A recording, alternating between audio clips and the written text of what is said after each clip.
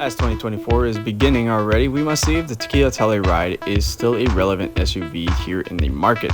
It's a three-row SUV, has a V6 in it, so is a Kia Telluride a good option? That's what we're here to find out.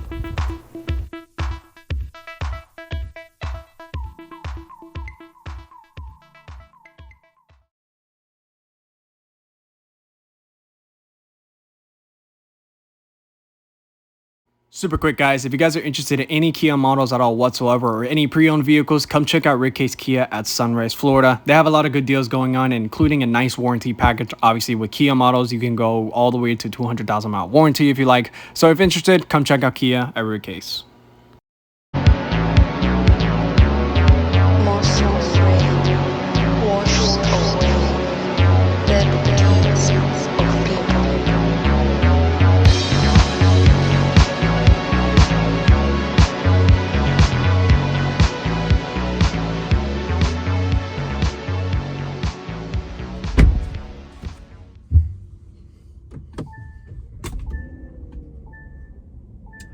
All right, the interior of the Telluride, how is it? I noticed that every Kia has like a different chime. It's not like a corporate chime or anything like that. It's just a unique chime. It's kind of weird. Anyways, talking about the interior of the Telluride, this is obviously a refreshed model, so things are a little bit different in here. For one, you have the dual panel screens now that they're built together. Basically looks like a Mercedes or every other manufacturer that's out there. I would say the design's great.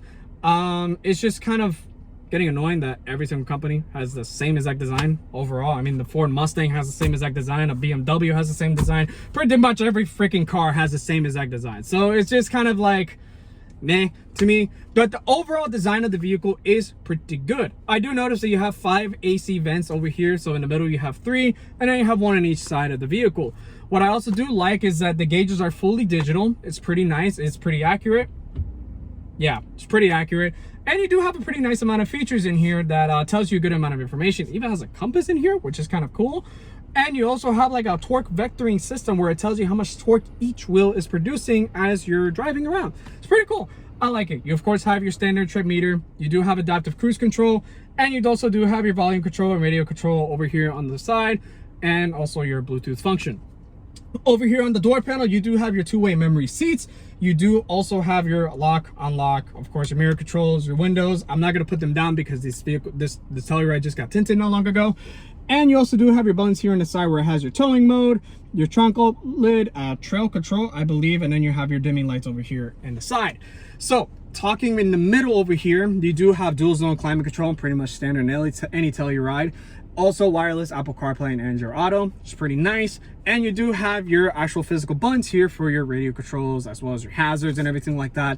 I do appreciate that this thing has physical buttons. I know a lot of manufacturers now are going to this like touchless or touch sensitive button thing or whatever. It's too much of a gimmick. I like the fact that this is an old school interior, but also looking very modern. That's something that I really appreciated that Kia has done with the Telluride. A lot of people don't like it, a lot of people do like it. It's just something that it's just part of the style that you want to go for. Okay, so that's something that I can appreciate with this. Of course, you have your normal volume knob controls, your AC knobs and everything like that. You also do have heated and cool seats here in the front, so pretty nice to have. And what I also do like is, yes, it does have a black headliner, but this headliner is sweet. This is something pretty cool. I actually like that. So I was not expecting this thing. I actually have a suede headliner, but it feels really nice and it looks luxurious. Like, it really honestly doesn't feel like you're in a Kia at all. Like, for me to actually say that I'm inside a Kia right now is kind of weird because Kia back in the day never had this nice of an interior in here. So they've actually improved quite a bit. Up top, you do have your sunroof controls. So obviously you do have the back one that is fixed, so it cannot open or anything like that, but it can retract back. In the front over here, it can come out, and it's a little smaller sunroof, but you also do have a second one in the back over there. So something pretty nice. You do have a sunglass over here. You do have your 2 lights, including your Kia Connect, as well as your SOS button. So something pretty nice to have. And what you also do have is a nice mirror in the nice middle mirror over here. So it actually has a camera function where you're actually able to see through a camera rather than just the mirror itself. A lot of people like it. It's actually pretty good. And when you also do go into reverse too, it actually does lower down a little bit, so you can kind of see a little bit better view. Speaking of going into reverse, you do have a very nice 360 camera with bird's eye view. I've now found out what is the name of that system, and it's called bird's eye view. Anyways, talking about the bird's eye view, it's very accurate and it's really cool. So I noticed that a lot of Kias and a lot of manufacturers are starting to go with this system. This system is pretty good. I like the fact that it comes with this, and honestly, for this SUV being less than $60,000, it comes with a pretty good amount of features in here. I'll be honest with you. So anyways, down here in the bottom, you do have your two cup holders, a little storage compartment over here where you could just kind of fit whatever you want over there. I guess if you want to put a Twinkie there you go, you can put a Twinkie there. Over here in the front, you can fit about 5 more Twinkies in here with a 12-volt outlet, a USB-A, and a USB-C. I like the fact that this thing has options for USB-A and USB-C. So also, pretty much that's relatively it. I mean, the toggles over here are basically normal. Oh, I'm going to feature this. So I did not know this, but when you actually put the signal on, it actually has a blind spot little thing. So whenever you have your signals on and you're trying to turn to a different lane, it actually has a little blind spot thing in here. I never actually knew that. I just found that out just now. I did not know that. That's another cool feature. So yeah, this interior, honestly, for this thing starting out around like $54,000 for the top of the line trim. This is the 9U, the X Pro. This is honestly pretty good for what it has. The seating position in here, as I'm not really able to drive it, I do sit a little bit taller than usual. Normally I like sitting a little bit lower than this position that I'm in, but it's not terrible. What I also do have here is a very nice driver's head display, so it tells me the speedometer, including the speed limit, and with adaptive cruise control, it will actually give you that information there. So I actually like that. Only thing is, just make sure you have like a certain type of sunglasses, because you could barely see it with these type of sunglasses. This is from Ross, so whenever I've had these things on, I cannot see that thing whatsoever. I literally just remember they had it. That's the only way I'm able to tell you guys, because I cannot see it right now with the sunglasses. Anyways, so this is basically the front of the interior. You do have drive modes, of course. You do have comfort, sports, smart, eco, and snow. I really don't understand what is the point of having smart mode. I don't understand what that means, to be really honest with you. I get eco. I mean, this is a V6, so expect this thing to burn a little bit more gas than maybe a 4-cylinder, but it does have sport. It does have snow mode, which is pretty nice to have. And over here, down below that, you do have your parking brake, auto hold, auto start stop, and your actual camera view. So if you're driving around and you just kind of want to see your blind spots a little bit better and stuff, you have the option to actually do that as well. So something pretty cool. This front of the interior is very nice. I would not mind to sit here and take this to a road trip. And since this is not an EV, of course, range anxiety is not going to be much of an issue with you. Just, of course, if you do want a V6 or if you want a more efficient vehicle, there's no hybrid options with the Telluride. It's only straight up a 3.8 liter V6. Miles per gallon on the highway or in the city right now, it's 18 miles a gallon in the city, and on the highway, it's 24. So it's not terrible on the highway, but it's old school, not the best. Now, sitting in the second row seats of the Telluride, I will say this, it's very spacious. So obviously for me, I have at least almost like 6 inches of legroom right behind my own driver's seat. So that is very good for a 3-row SUV. And if I want to, I could bring this up just a little bit more if the passenger behind me wants a little bit more space. And I will say this, I can legitimately fit in the 3rd row seats, surprisingly. The only thing I had to complain about the 3rd row seats, if you're sitting on the driver's side, that little seatbelt thing, if you're around 6 feet tall, it will hit your head. It doesn't hurt or anything like that. It's just an annoyance that I kind of found myself. That's the only thing I have to complain about. It's just a placement of that middle seatbelt there. But otherwise, if you're sitting in a different section or whatever, you'll be completely fine. But I do fit back there, which is very surprising, and I'll demonstrate it in a second. So anyways, I do have great legroom here, and I also do have 2 cup holders here. Since these are captain's chairs, you don't really have any space but a tunnel that you can have access going to the 3rd row. So 2 cup holders here. Right below that, I have a 115 outlet over here, as well as a nice 12-volt outlet. So house style outlet, including a 12-volt outlet, that is pretty sweet. And on top of that, since this is the top of the line trim, I didn't expect this, but it's really nice to have heated and cool seats right here in the 2nd row. That is sweet. And right here on the top over here, you do have your triple climate controls where you can actually control the AC. The AC vent right here is just pointing directly at the cap of my hat. So there's something pretty nice to have. And the suede headliner, man, is just so nice.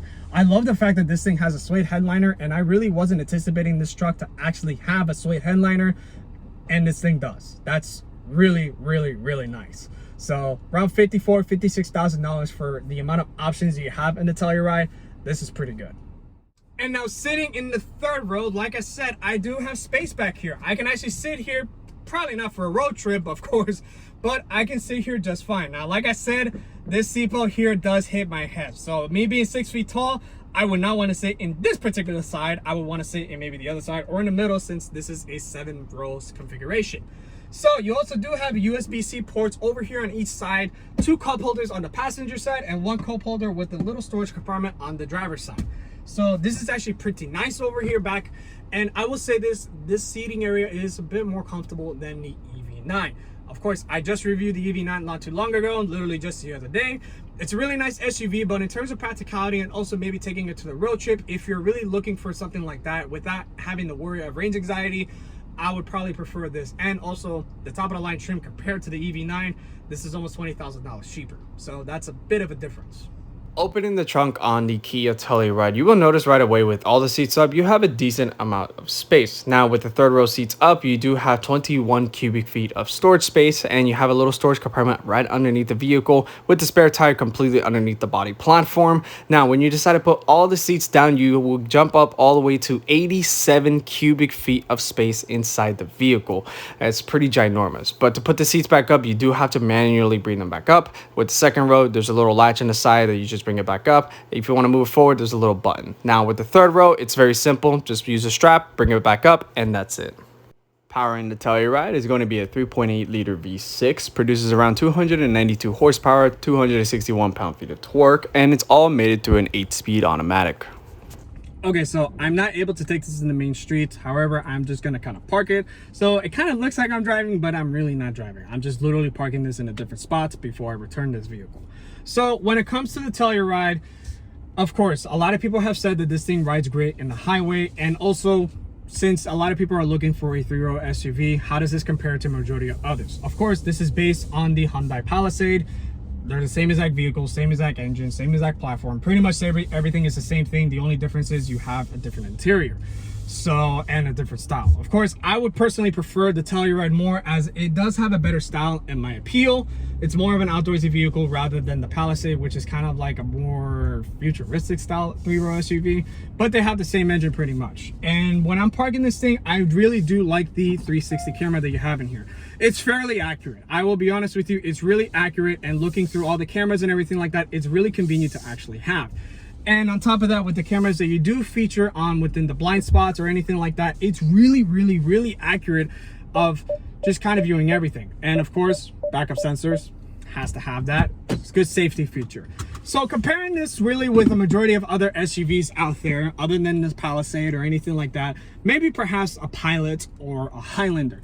The Highlander is one of the more smaller vehicles out there, but comparing to maybe a CX-90 that just came out recently, this is a lot bigger than a CX-90 in the inside. I'm just gonna have to be brutally honest with you right there. So one thing is, if you're looking for space, if you're looking for something maybe reliable and stuff, this is a pretty darn good SUV to have. If you're looking for something that's great for road trips, or you're looking for maybe a more outlandish style vehicle, I really like the X-Pro trim. It actually has a really good style to it. It actually looks like it's an off-road vehicle, even though this is a front-wheel drive based platform.